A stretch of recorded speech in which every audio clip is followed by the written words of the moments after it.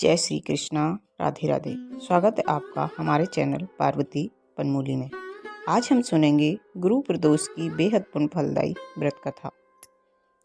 चैत्र मास के किस पक्ष में गुरु प्रदोष व्रत पड़ रहा है, जिसका व्रत 27 मार्च गुरुवार के दिन रखा जाएगा। त्रयोदशी तिथि में सायंकाल को प्रदोष काल कहा जाता है। प्रदोष व्रत को मंगलकारी एवं शिव की कृपा दिलाने वाला माना गया है। गुरु प्रदोष त्रयोदशी व्रत करने वालों को 100 गौ दानों करने के बराबर फल प्राप्त होता है तथा यह सभी प्रकार के कष्ट और पापों को नष्ट करता है।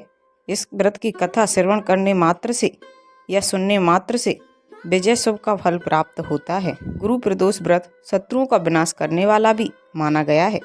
श्री सूत जी के अनुसार यह अति श्रेष्ठ शत्रु विनाशक भक्ति प्रिय व्रत है। आइए अब सुनते हैं व्रत कथा। इस कथा के अनुसार एक बार इंद्र और वृत्तासुर की सेना में घनघोर युद्ध छिड़ गया।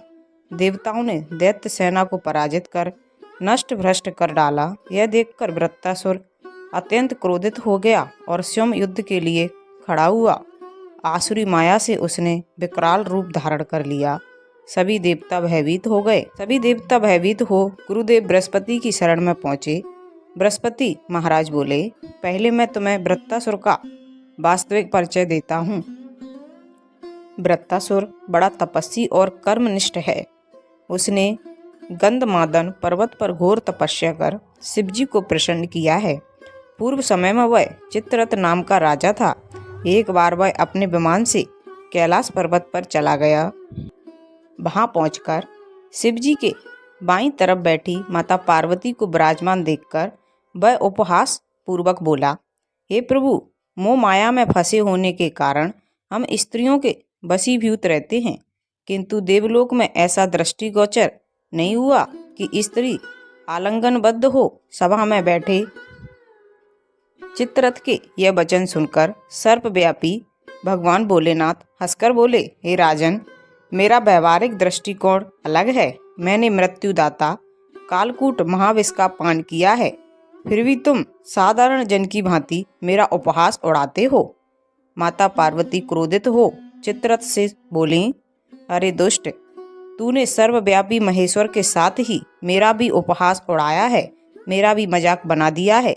इसलिए मैं तुझे वह शिक्षा दूंगी कि तू फिर ऐसे संतों के उपहास का दुस्साहस नहीं करेगा। अब तू दैत्य स्वरूप धारण कर विमान से नीचे गिर, मैं तुझे श्राप देती हूँ। जगदम्बा भवानी माता पार्वती के अभिश्राप से चित्ररथ राक्षस योनि को प्राप्त हुआ और त्वष्टा नामक ऋषि के श्रेष्ठ तप से उत्पन्न हो वृत्तासुर बना।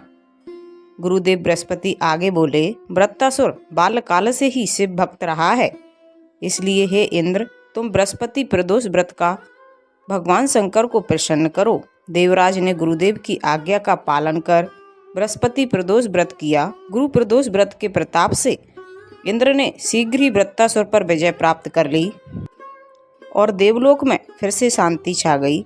इसलिए प्रदोष व्रत हर शिव भक्त को अवश्य करना चाहिए। एक दूसरी कथा के अनुसार एक नगर में एक ब्राह्मणी रहती थी। उसके पति का स्वर्गवास हो गया था। उसका अब कोई सहारा नहीं था, इसलिए वह सुबह होते ही अपने पुत्र के साथ भीख मांगने निकल पड़ती थी। वह खुद और अपने पुत्र का पेट इसी तरह पाला करती थी। एक दिन ब्राह्मणी अपने घर लौट रही थी तो उसे एक लड़का घायल अवस्था में कराता हुआ मिला। ब्राह्मणी दयावश उसे अपने घर ले आई। वह लड़का विदर्भ का राजकुमार था। शत्रु सैनिकों ने उसके राज्य पर आक्रमण कर उसके पिता को बंदी बना लिया और राज्य पर नियंत्रण कर लिया, इसलिए वह मारा मारा फिर रहा था। राजकुमार ब्राह्मण पुत्र के साथ ब्राह्मणी के घर रहने लगा। एक दिन अंशुमति नामक एक गंधर्व कन्या ने राजकुमार को देखा तो वह उस पर मोहित हो गई। अगले दिन अंशुमति अपने माता पिता को राजकुमार से मिलाने ले आई। उन्हें भी राजकुमार पसंद आ गया। कुछ दिनों बाद अंशुमति के माता पिता को भगवान शंकर ने स्वप्न में आदेश दिया कि राजकुमार और अंशुमति का विवाह कर दिया जाए। उनके माता पिता ने वैसा ही किया। ब्राह्मणी प्रदोष व्रत करने के साथ ही भगवान भोलेनाथ की पूजा पाठ किया करती थी। प्रदोष व्रत के प्रभाव और गंधर्व राज की सेना की सहायता से राजकुमार ने विदर्भ से शत्रुओं को खदेड़ दिया और पिता के साथ फिर से सुखपूर्वक रहने लगा। राजकुमार ने ब्राह्मण पुत्र को अपना प्रधानमंत्री बनाया। मान्यता है कि जैसे ब्राह्मणी के प्रदोष व्रत के प्रभाव से दिन बदले, वैसे ही भगवान भोलेनाथ अपने भक्तों के दिन बदल देते हैं। प्रदोष व्रत पर शिव परिवार की पूजा अर्चना करने का विधान है। इस दिन व्रत रखने से संतान सुख की प्राप्ति होती है। भगवान शिव को प्रसन्न करने के लिए शिवलिंग का जल अभिषेक व रुद्र अभिषेक कर सकते हैं। प्रदोष व्रत के दिन टूटे हुए चावल शिवलिंग पर बिल्कुल भी नहीं चढ़ाना चाहिए। मान्यता है कि साफ धुले हुए अक्षत के दाने ही पूजा में इस्तेमाल करें। तुलसी की पत्तियां भगवान शिव को नहीं चढ़ानी चाहिए। तुलसी जी को माँ लक्ष्मी का स्वरूप माना गया है। धार्मिक मान्यताओं के अनुसार किसी भी शुभ अवसर या फिर पूजा पाठ के दौरान काले रंग के कपड़े नहीं पहनना चाहिए। इसलिए प्रदोष व्रत के दिन काले रंग के कपड़े पहनने से बचें। भगवान शिव की असीम कृपा पाने के लिए इस दिन सफ़ेद, हरे या पीले रंग के वस्त्र धारण कर पूजा करें, अत्यंत शुभ रहेगा। नारियल के पानी को माँ लक्ष्मी का प्रतीक माना जाता है, जो भगवान विष्णु की अर्धांगिनी है। इसलिए प्रदोष व्रत के दिन भगवान शिव को अभिषेक नारियल पानी से कभी नहीं करना चाहिए, ना ही नारियल अर्पित करना चाहिए। शिव जी की पूजा में कुमकुम या सिंदूर नहीं चढ़ाना चाहिए। भगवान शिव बैरागी माने जाते हैं, जबकि सिंदूर सौभाग्य का प्रतीक है। इसलिए कुमकुम या सिंदूर को शिवलिंग पर कभी भी अर्पित नहीं करना चाहिए। प्रदोष व्रत के दिन भूलकर भी मांस आदि का सेवन नहीं करना चाहिए। इस दिन तामसिक भोजन का सेवन करने से भगवान शिव नाराज हो जाते हैं। कोशिश करें कि इस दिन आप किसी का दिल न दुखाएं, वाद विवाद से भी बचें, किसी का भी अपमान न करें, इससे बचना चाहिए, और ना ही किसी का मजाक उड़ाएं। आइए अंत में हम फिर से जान लेते हैं चैत्र मास के किस पक्ष की त्रयोदशी तिथि 27 मार्च को सुबह 1:42 पर शुरू होगी और 27 मार्च को ही रात 11:03 पर समाप्त होगी। ऐसे में प्रदोष व्रत 27 मार्च गुरुवार को रखा जाएगा।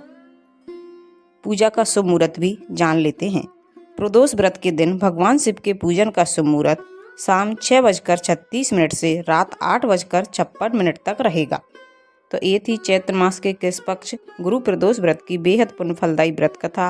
अगर आपको ये वीडियो अच्छी लगे प्लीज़ चैनल को लाइक शेयर सब्सक्राइब कीजिए, साथ में बेल आइकन को ऑन कर लीजिए, ताकि जब भी लेटेस्ट वीडियो अपलोड करें उसकी जानकारी सबसे पहले आपको मिल जाए। और कमेंट में ओम नमः शिवाय अवश्य लिखिए। Thank you.